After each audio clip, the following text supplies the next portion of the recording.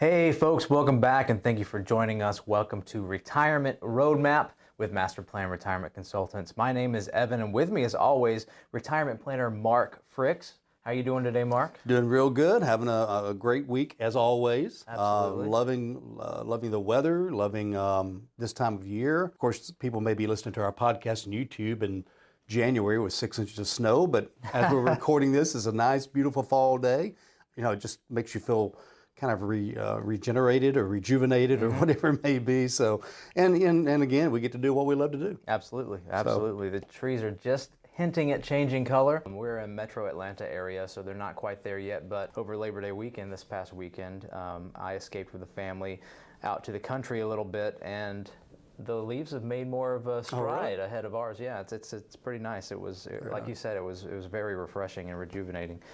So this is a continuation of our last episode, Frequently Asked Questions. So we're just going to jump right in, and these are common questions that we hear often that multiple prospects will ask, even clients will ask. The fun thing about them is there's no clear, most of these don't have a one-size-fits-all answer. And so we'll dig into that a little bit and why there's nuance to a lot of these questions. And this first one is, it's certainly true for this one. So Mark, should I buy an annuity? You personally? Yeah, sure. Yes, Evan, you should buy an annuity tomorrow. No. So annuity is a very cool tool if you get the right one. And so, like, as you said just a minute ago, the answer is different for everyone. As I like to say when we teach or even in front of a client, it depends, right? But it is a very powerful tool because the most important thing in retirement is income. And so, most people have Social Security. If it's a married couple, they have 2 streams of income. But most people want more than that coming in. They're used to making more than that when they're working. And so how do you generate income? Well, in the olden days, so to speak, sometimes advisors would try to use bonds. Bonds, pay interest and things like that. So it creates a little bit of a cash flow. But historically, over the last 20, 25 years, bond interest rates have been so low. They've been a little bit higher because of the recession recently, or at least not the recession, but higher inflation and the Fed raising rates. But that's coming back down again, and so it's not a consistent good flow of income. And so, I want more than 3 to 4% income, and so an annuity produces that. An annuity, depending on when you turn it on, can produce 5 to 7% guaranteed income. And so that right there is almost double what you can get with bonds. Other advisors have attempted to create income using dividends. And those that don't know, a dividend is a profit shared by a company stock that you own. If they make a profit, they'll pay out a dividend. Usually it's quarterly. Dividends are not guaranteed. One of our dividend portfolios does a real great job of generating dividends, but it's still about 3.5 to 4%. So again, less than an annuity. And again, they're not guaranteed, right? In a recession or a bad stock market, some companies won't pay out profits, and so that cuts your income. And that power bill comes every month, whether you're retired or not, and whatever other bill you may get. So that's why our clients, I'd say 99% of them have at least one annuity. But be careful, because there are a lot of bad ones out there, and we won't get too deep in the weeds on that. But you want to make sure that it not only has a consistent guaranteed income for life, you also have to consider, do you want to make it a guaranteed income for 2 people if you're married? So that's numbers you have to run. You also want to make sure that if you pass away, or when you pass away, anything left in that annuity goes to an heir, as opposed to going back to the insurance company. Some go back to the insurance company.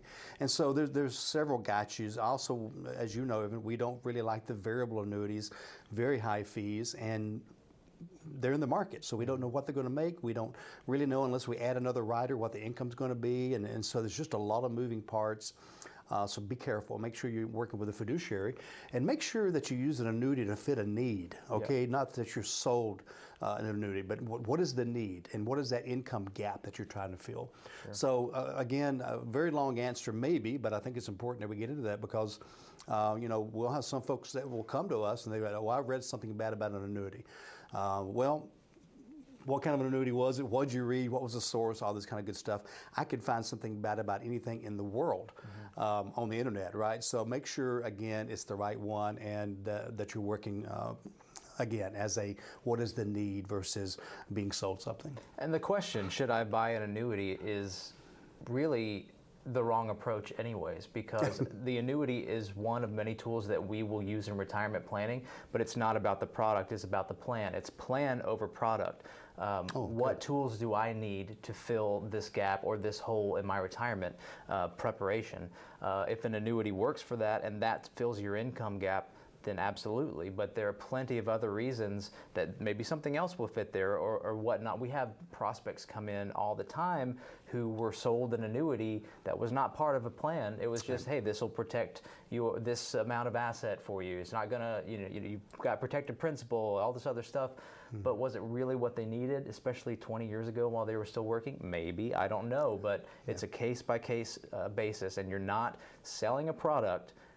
You are creating a plan, and how does that tool serve your plan? Well, and we had somebody come in recently, and they had purchased an annuity 7 years ago from a son of a friend, okay, that had gotten into the business. And at the very 7-year anniversary of that annuity, when the surrender charge was gone, they flipped them over into a new annuity, both of them. And so I don't know, maybe that was right, maybe it was not right, but most of the annuities that we offer our clients have a income fund that's growing, and if you flip it, you lose that income fund and kind of reset back to square one, so to speak. And so it's hard for me to see why flipping an annuity, unless you're in a really bad one or whatever. But or you have somebody come to you and somebody has come to them and put all of their assets into an annuity. Yeah. First of all, I'm surprised that the insurance company let them get away with that. I think there's probably a little bit of fudging on the application, is what I think, but because it has to be suitable.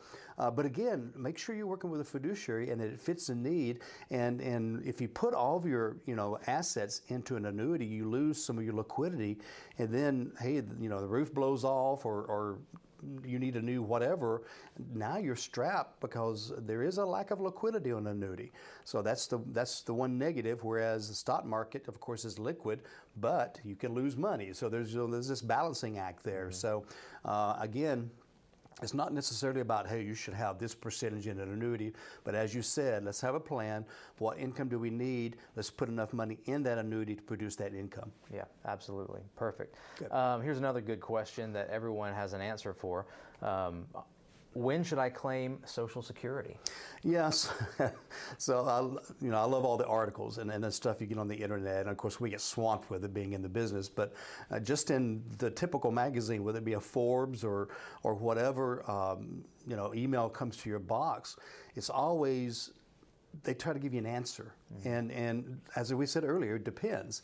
When we teach a class about Social Security, and I think we have one coming up, check the website, by the way, MasterPlanRetire.com, under events, and see what classes are coming up, whether virtual or face-to-face.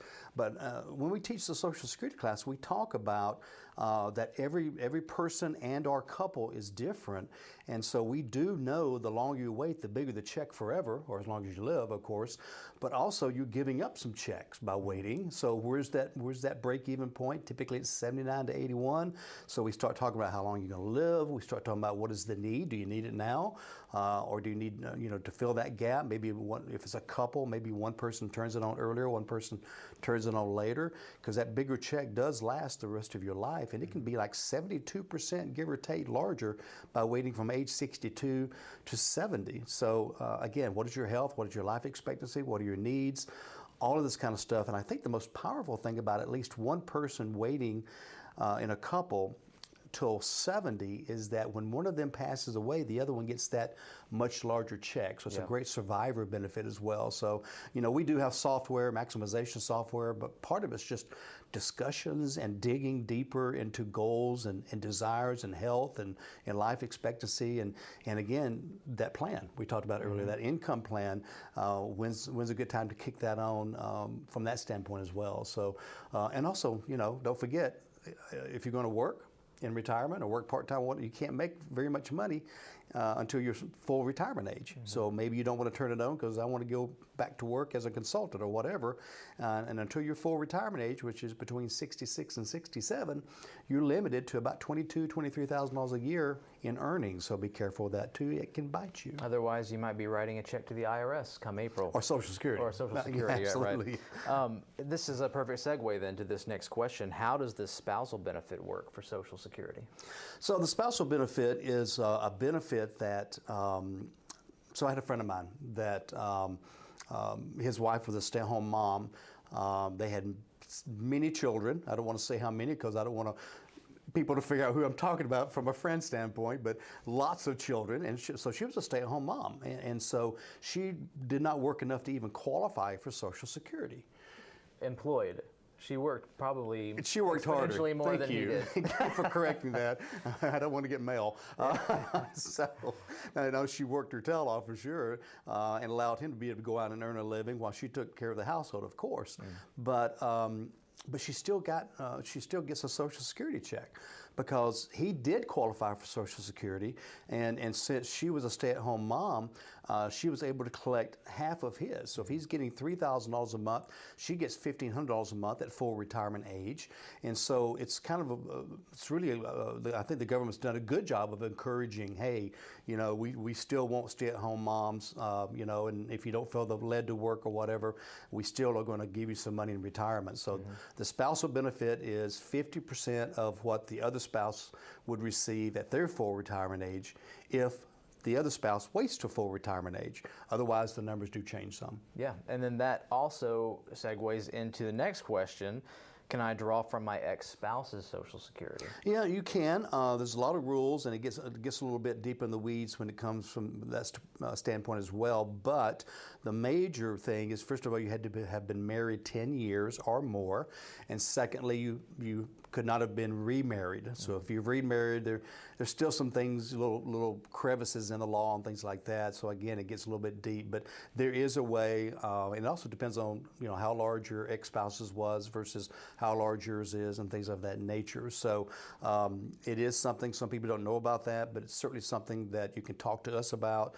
We can find out your specific situation and again, run some numbers and see if that might be the way to go. And it does not affect your ex-spouse's Social Security as well. It's Great point. Just a formula so that you can receive basically due to the time that supposedly you would have stayed home and been a homemaker or something else like that while you were together, maybe not being able to draw, put into your Social Security over the years.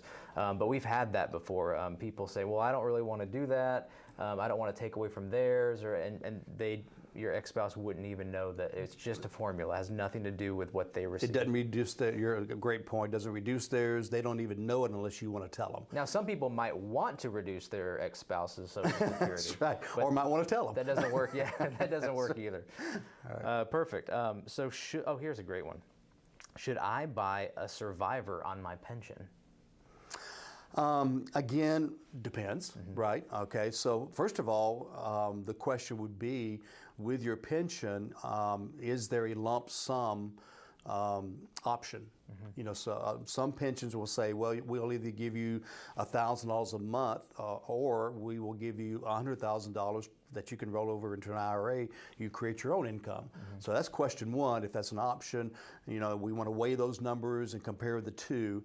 But then from a standpoint of survivor, again, it's going to depend on other assets. What's the effect?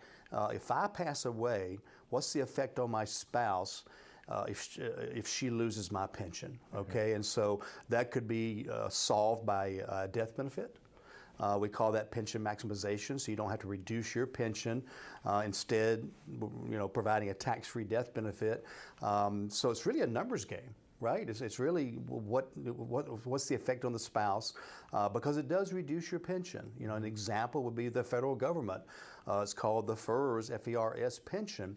It costs you 10% of your payment to leave 50% to a spouse.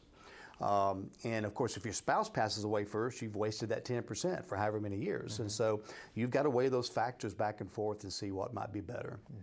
So, by the way, we do have a resource on since we mentioned federal benefits, that's one of our specialties. It's not the only thing we do, but we do have a great checklist for federal planning, retirement planning. What do you need to take care of for retirement? We also have checklists about other retirement, pre-retirement checklist. We have a survivor checklist, things like that. You can find those on the website, masterplanretire.com. I believe it's under resources? That's right. Right? And so you can see, and that's what we do as fiduciary holistic planners. As you know, Evan, is we help people finish that checklist so that when they retire, they're totally done. And, if you want to know more about that or just chat with us about, what your retirement might look like, maybe even we can run some reports for you. This is all complimentary. Run reports to see where you're at, where you want to be, how we're going to get there, things like that. Again, masterplanretire.com. There's a schedule now button, or give us a call, 770-980-9262, and we'll be glad to set up a meeting. Again, all complimentary. As with everything else that we've discussed, it's chess, not checkers. It's a multi-step strategy. We're looking ahead. So for instance, let's say you take your pension as monthly payments and you annuitize your pension, as it were, and you buy a survivor. So you've got yours, you pass, your spouse gets your survivor. Well, what happens when your spouse passes? Right. Typically, that's it. There's not a contingent survivor on hardly pensions. ever. So that's something you want to consider as well. What's your need? What's the need of your heirs, and what kind of legacy do you want to leave? Especially if you're retiring late, and you're risking just a few years of payout, and then that whole lump sum is gone. There's nothing remaining for your heirs. So it's chess, not checkers. It's a plan. It's not a product. Well, and that goes back to, if there's a lump sum available, many times we'll take that lump sum, put it into their own annuity, as opposed to annuitizing the pension at work, create their own annuity, because the annuities we use, as we talked about earlier, you pass away, if your spouse passes away, anything left in there goes as a lump sum to your kids or grandkids or whoever else your heirs are. So it's what you put in there plus any growth minus what you took out, you never lose it. It goes somewhere, whatever's left over. So that's kind of comforting, as opposed to me turning on a pension, my wife and I passing away in a year or two, it's gone, and so that's sad and that's a shame. We hope we outlive it, right, or live longer than the money that's in there, but that's what we do enjoy about personal annuities, is that there's more flexibility with them. This next question is also so broad and so case by case, but it is a consideration that we have with every one of our clients when discussing retirement. If I work longer or part-time in retirement, would it be beneficial? Again, like you said, a very broad discussion here. I mean, we have so many clients that maybe retire at 60, 62, whatever, but not ready to quit. They're just tired of where they're at. I can't tell you, probably 3 or 4 times in the last couple of months, I've had people say, I wasn't planning on retiring, but I got a new manager, a new boss, or my company sold out and I can't stand the people above me or the way they're running the company or whatever. And so I need to get out. I don't want to quit working, but I want to find something different, or maybe work part-time or whatever. And so it's just so many factors that come into play, which is why, as our first meeting, we're not talking about money. We're talking about their dreams and goals. And then we start talking about, how money plays a part in making those goals come to fruition. And then, what can stand in the way, so to speak. But it's, I think it's very refreshing, and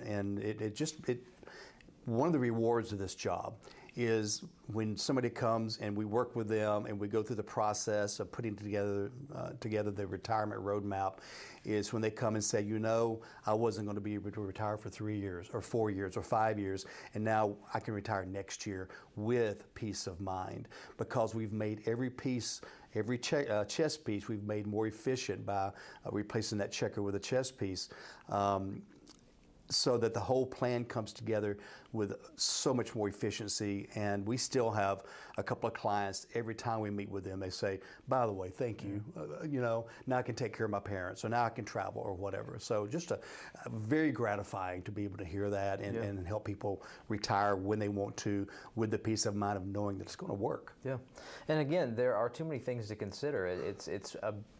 The strategies go in every direction. Again, you can't work too many hours part-time if you retire early and decide to take Social Security. So you need to balance your income. What do you need if you need more than Social Security and you're 62 and you have to go back to work? Well, how much do you need to work? Maybe you shouldn't turn on Social Security. You're going to owe something. Maybe you were a little bit late to planning and you need to let certain accounts mature before they're ready to produce income, like an income rider on an annuity or something. There are so many things to consider. That's why you need a plan. Contact an advisor. MasterPlanRetire.com is our website. There's a Schedule Now button that'll take you directly to our calendar. Find a time that works best for you and just have a conversation. We'll just, like Mark said, your hopes, your dreams, your goals. We'll run a series of reports and just give you an outlook of your own retirement and where your strengths and opportunities for improvement lie. But we cannot stress it enough. It's about creating the holistic plan in retirement. Right. And one caveat to that, too, is when it comes to Social Security, some folks don't know this as well, you can actually change your mind. So if you turn on Social Security and 6 months later you get this dream job and you're making too much money to collect Social Security, you can either pause it and then just wait until later on, or you can actually, within a year, you can pay back what you received, reset your Social Security, and then it will continue becoming a bigger and bigger check when you do eventually turn it on.